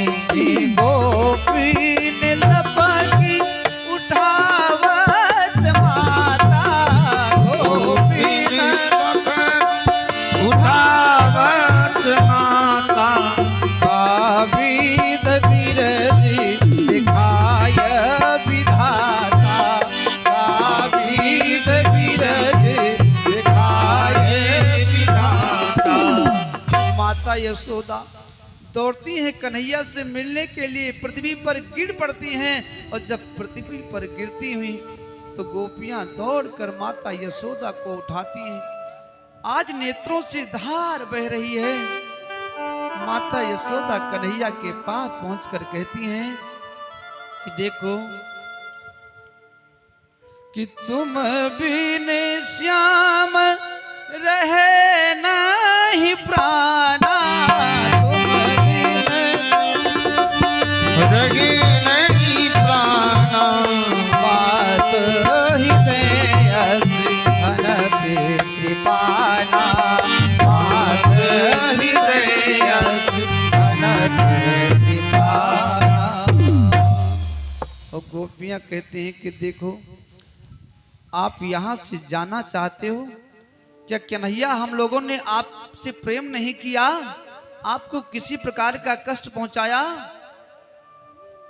अब जब कन्हैया ने देखा कि सब रो रहे हैं तो कन्हैया से रहा नहीं गया।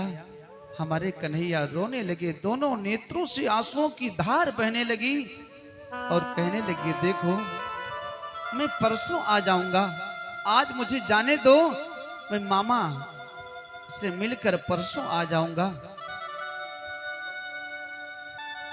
2-3 दिन का मौका आप लोग क्या मुझे नहीं दे सकती हो?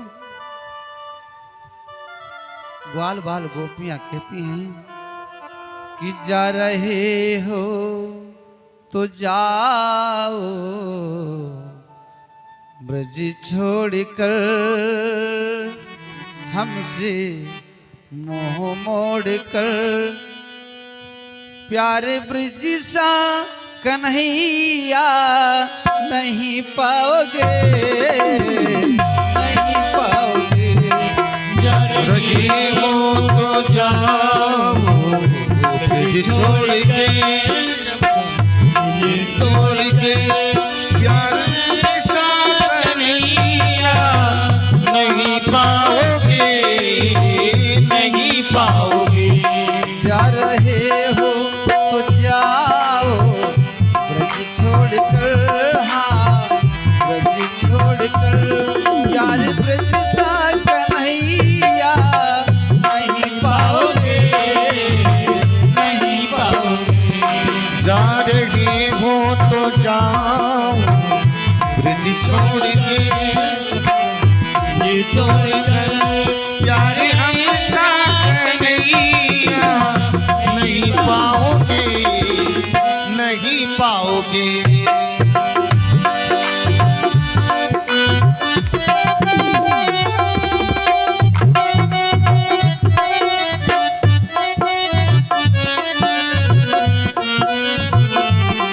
ये लताएं कदमों की ये डालियां, तेरे बचपन के साथी सांवरिया। ये लटाएं कदम की ये डालियां, तेरे बचपन की साथी कहानियां।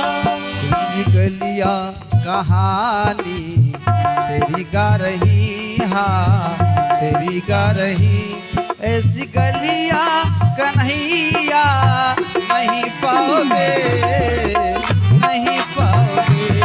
जा रही हो तो जाओ, ब्रज छोड़ कर सबका दिल तोड़ कर, प्यारे शान कन्हैया कहाँ पाओगे, कहाँ पाओगे। गोपियां और गोप ग्वाल कहते हैं ऐसा प्रेम कन्हैया आपको कहीं मिलेगा नहीं।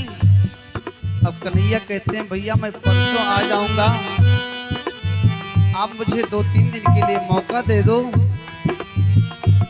अब सब लोग रो रहे हैं तो कन्हैया के नेत्रों से आंसुओं की धार बहने लगी कि कृष्ण लेते हैं, कृष्ण लेते हैं ब्रज से विदाई की, मैया मोहे याद ना करे। कृष्ण लेते हैं ब्रज से विदाई की, मैया मुझे याद ना करे, कि मैया मुझे याद ना करे,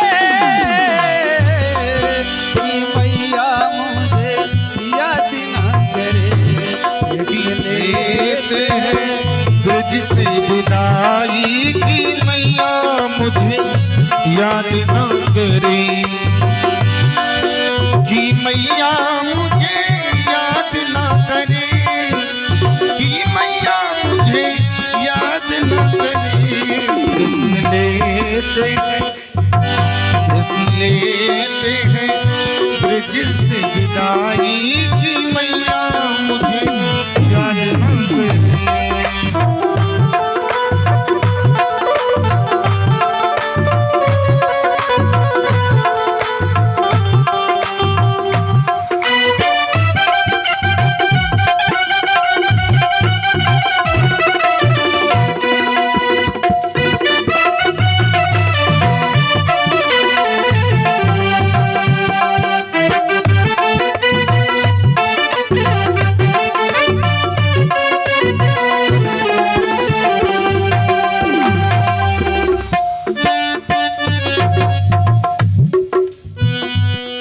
कहते हैं हे मैया, मामा के यहाँ से संदेशा आया है। मामा के घर धनुष यज्ञ है। क्या है? धनुष यज्ञ। धनुष यज्ञ की आई खबरिया, जाना पड़ेगा हमें मथुरा नगरिया। धनुष यज्ञ की आई खबरिया, जाना पड़ेगा हमें मथुरा नगरिया। धनुष यज्ञ की आई खबरिया, जाना पड़ेगा हमें मथुरा नगरिया। धनुष यज्ञ की आई खबरिया, जाना पड़ेगा हमें मथुरा नगरिया। ये दिल कैसे सहेगा विदाई की मैया मोहे याद ना करे। ये दिल कैसे सहेगा विदाई की मैया मोहे याद ना करे। लेते हैं ब्रज से विदाई की मैया मोहे याद ना करे। लेते हैं ब्रज से विदाई की मैया मुझे याद ना करे, कि मैया मुझे याद ना करे, कि मैया मुझे याद ना करे। कृष्ण लेते हैं ब्रज से विदाई की मैया मुझे याद ना करे। कृष्ण लेते हैं तुझसे विदाई की मैया मोहे याद न करे।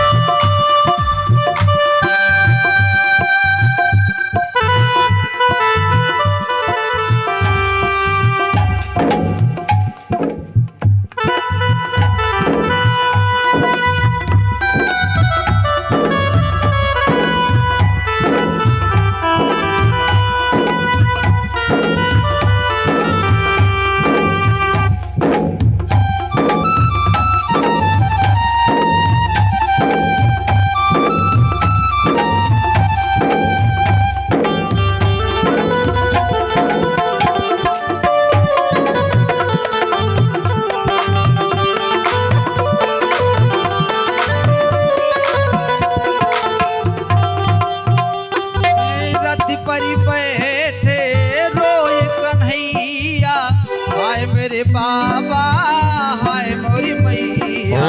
रथ पे बैठे रोए कन्हैया, हाय मेरे बाबा हाय मेरी मैया। रथ पर बैठे रोए कन्हैया, हाय मोरे बाबा हाय मोरी मैया। रथ पे बैठे रोए कन्हैया, हाय मोरे बाबा हाय मोरी मैया।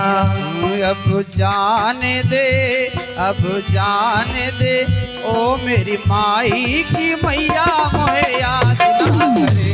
अब जाने दे वो मोरी माई की मैया मुझे याद ना करे।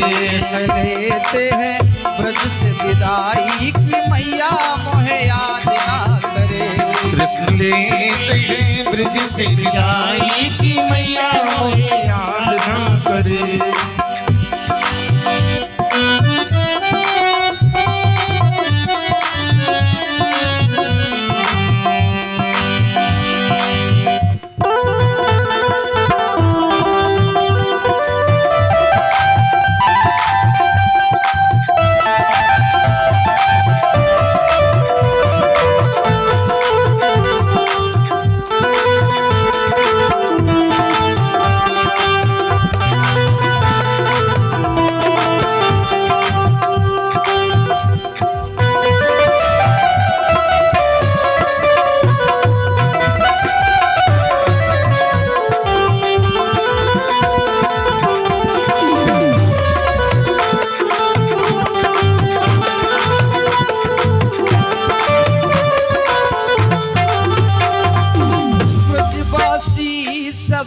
रोई रहे हैं, गैया बछड़े तड़प रहे हैं। ब्रजवासी सब रोई रहे हैं, गैया बछड़े सब तड़प रहे हैं। ब्रजवासी सब रोई रहे हैं, गैया बछड़े तड़प रहे हैं। ब्रजवासी सब रोई रहे हैं, गैया बछड़े तड़प रहे हैं। कान्हा सहना सकेंगे जुदाई की मैया मोहे याद ना करे। कान्हा सहना सकेंगे जुदाई की मैया मोहे याद ना करे। कृष्ण लेते हैं ब्रज से विदाई की मैया मोहे याद ना करे। कृष्ण लेते हैं ब्रज से विदाई की मैया मोहे की मैया मोहे याद ना करे। की मैया मोहे याद ना करे। कृष्ण लेते हैं कृष्ण लेते हैं कृष्ण लेते हैं ब्रज से विदाई की मैया मोहे याद ना करे।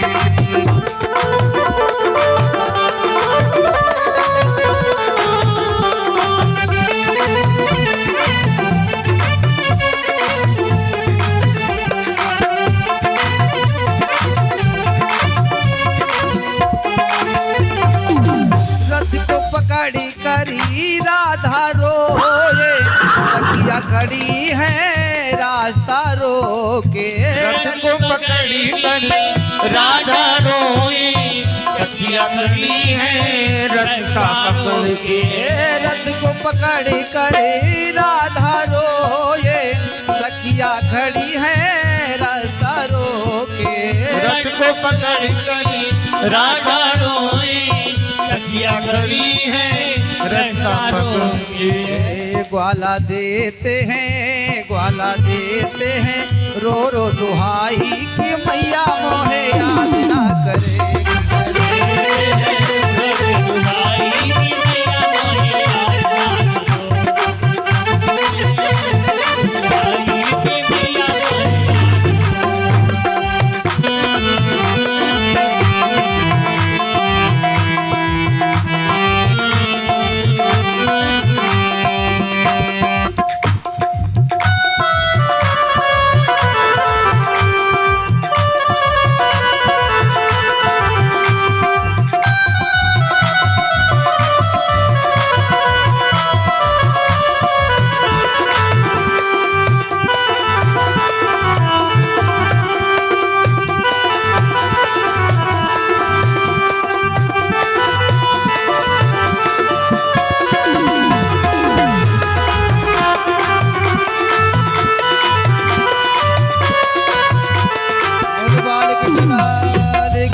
जय।